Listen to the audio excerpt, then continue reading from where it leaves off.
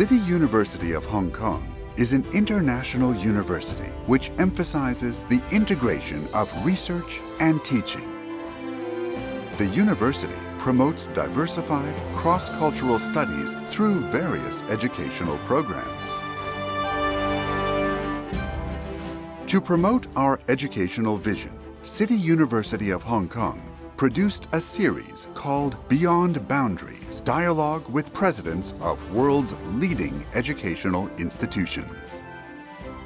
Professor Wei Guo, President of City University of Hong Kong, talks to presidents of universities and principals of high schools around the world, exploring each other's strengths and looking forward to the future direction of educational development.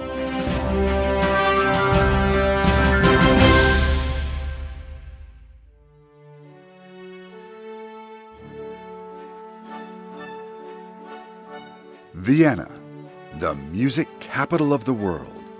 The annual New Year's concert there, dedicating the music of the Strauss family to music lovers from all over the world, has become an important ceremony for the New Year's celebration of mankind.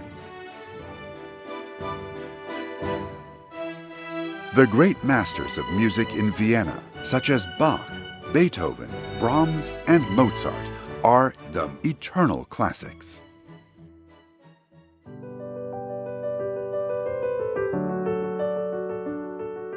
Vienna is also the capital of dreams. Sigmund Freud's classic work, The Interpretation of Dreams, and the psychoanalytic school of thought he founded have a profound and controversial influence on the study of the human psyche. Freud graduated from the University of Vienna and later became a professor at that university. This low-profile university has been associated with other great masters. Max Weber, one of the fathers of sociology, also taught at the University of Vienna.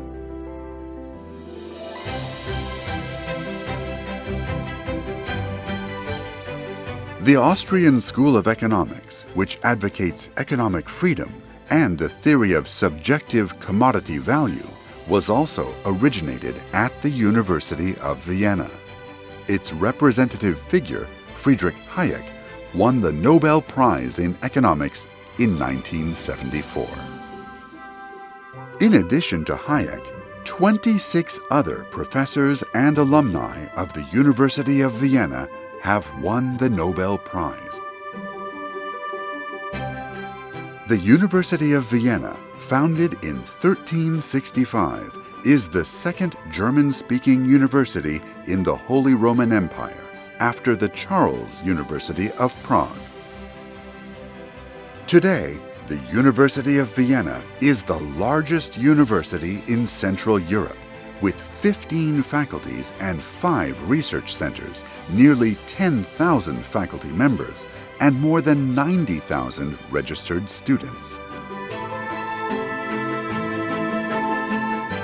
This ancient university has always committed to elite cultivation, but now it is facing the challenge of providing high-standard elitist education under increasing enrollment.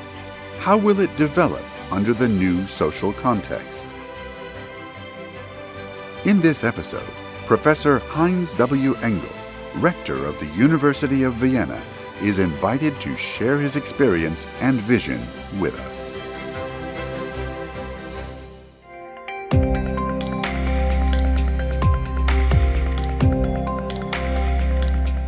Professor Wei Guo, president of City University of Hong Kong, is well known for his research on the reliability of electronic systems and nuclear energy.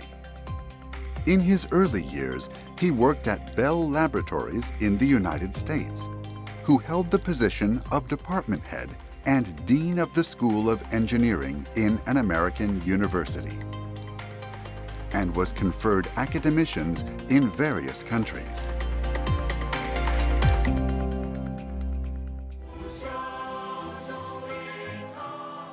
Professor Wei Guo has served as the president of City U for more than 10 years.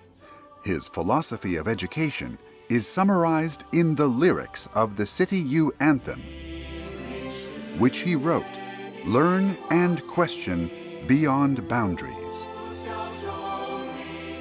Professor Wei Guo has also published several books about education. He is particularly concerned about the challenges facing contemporary education around the world.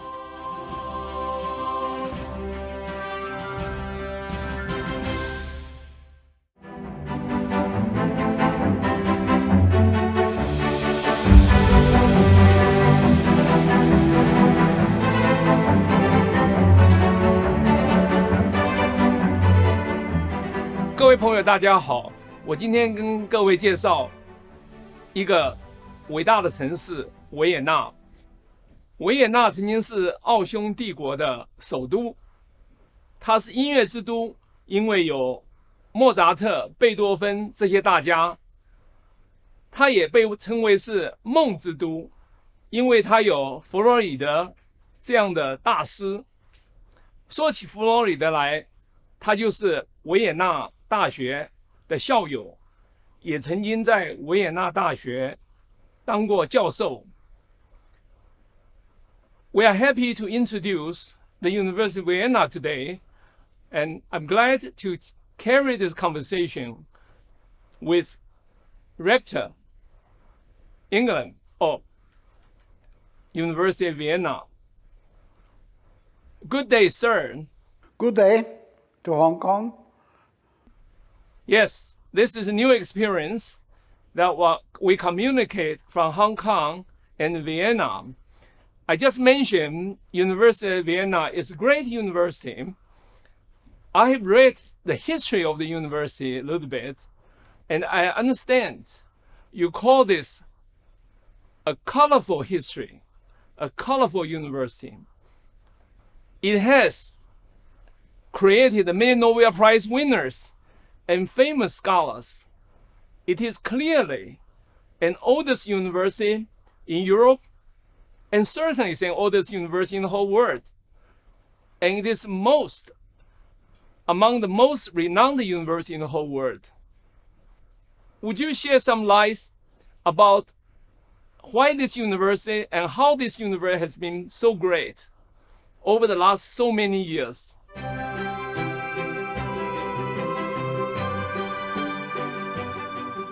Well, thank you for these words about the University of Vienna.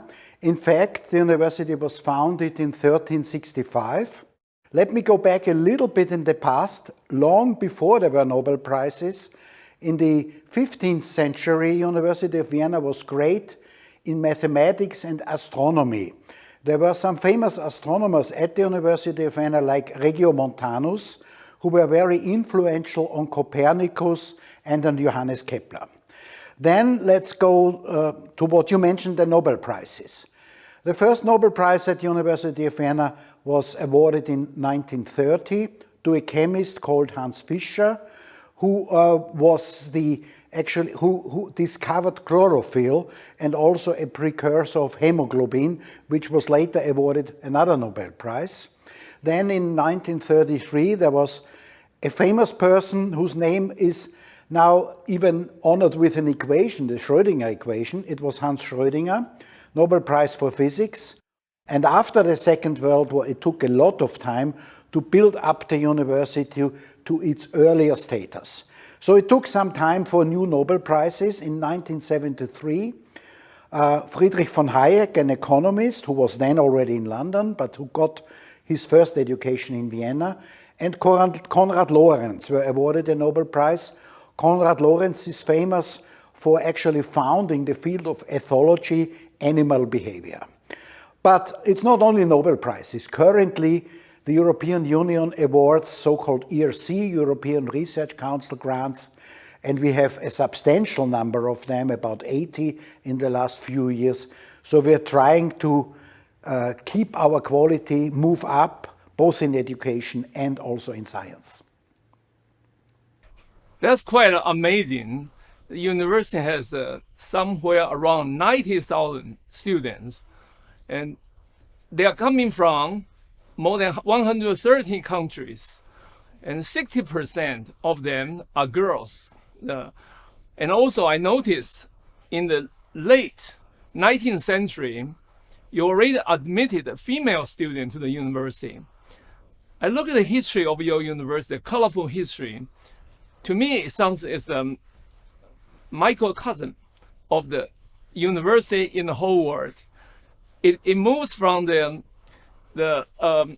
middle 16th century, when the Jesuit order come to Vienna and to mingle church and state, and also to put church and state into the university, until later on you were promoting internationalization, but also in terms of integration of teaching and research. Can you shed some light about the integration of teaching and research and how you promote internationalization? Yeah, these are in particular, how you attract the talents, including both faculty and students, into the University of Vienna campus? Yes, this is of course a very difficult field, both of them. Let me start with internationalization. This is a strong topic for the University of Vienna. We have international partnerships, especially within the Erasmus framework of student exchange in Europe, in the European Union, but also beyond. We have so-called strategic partner universities. There, our emphasis is actually on East Asia. We have partner universities in China, Fudan and Beijing University. We have acquired recently a strategic partnership with Kyoto University. We have recently established doctoral schools. Maybe we can talk a little bit more about that. But also in bachelor's courses, we try to bring our top scientists also in teaching beginning students, because students, especially in the beginning of their studies, they are actually forged for science. They have to get sort of the fire in themselves for their field, and that can be done best by active researchers. With over 600 years of history, the University of Vienna is located in the historical and cultural center of Europe. Over the years, the university has actively cooperated with the United Nations and numerous international institutions to transfer university knowledge and technology to society, to promote the third mission of the university.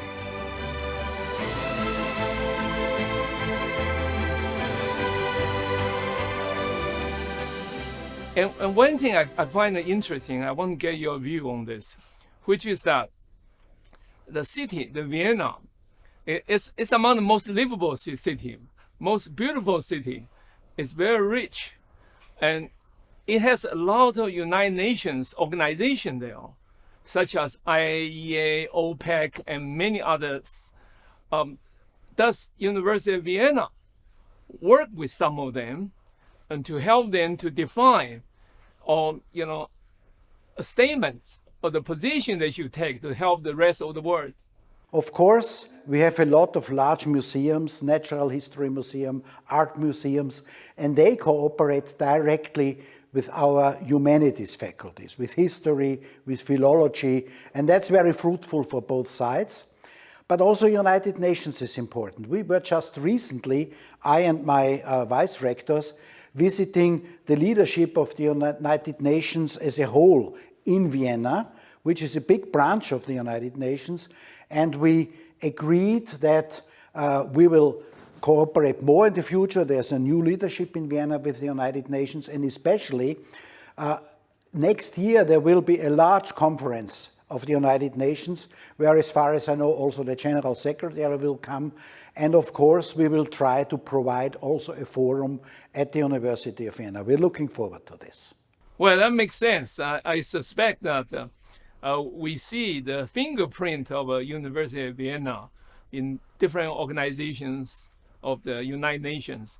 Now that really gives us the third dimension of how a great university is and should be, such as yours, in addition to research and teaching, then we have outreach to affect the rest of the society.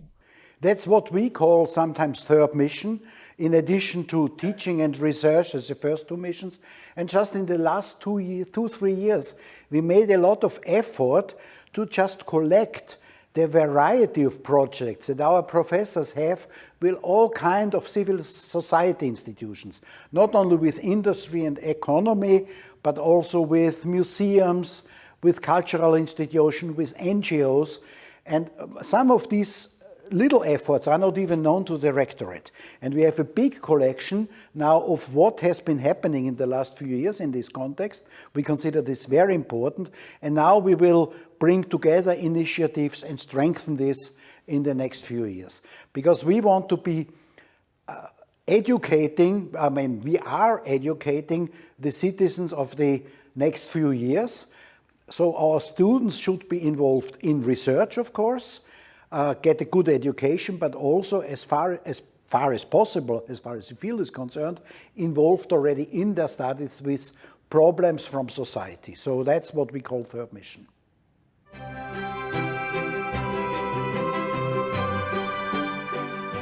I think there are so many things we can learn from you.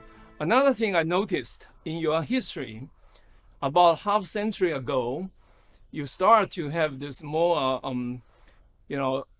more campus autonomy and to promote the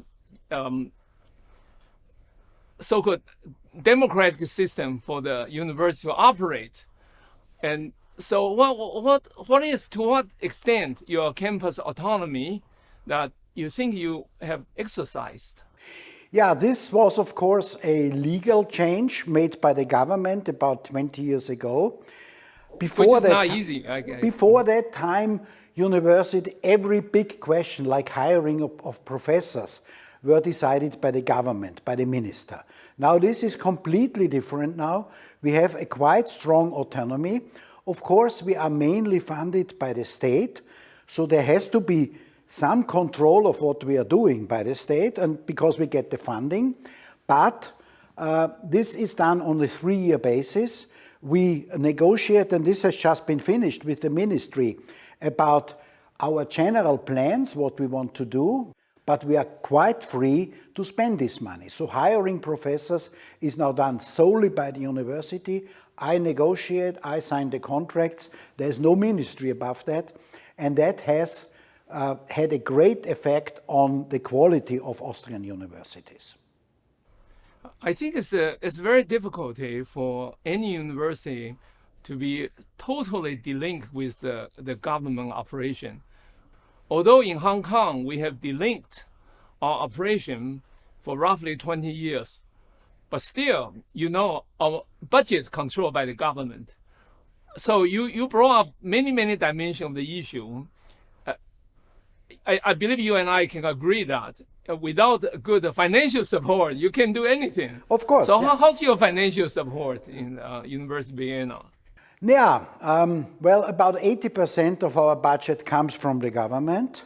And as I said, we have just negotiated the agreement for the next 3 years. And it's quite good. I mean, in Austria, the system about 10, 15 years ago was quite underfunded.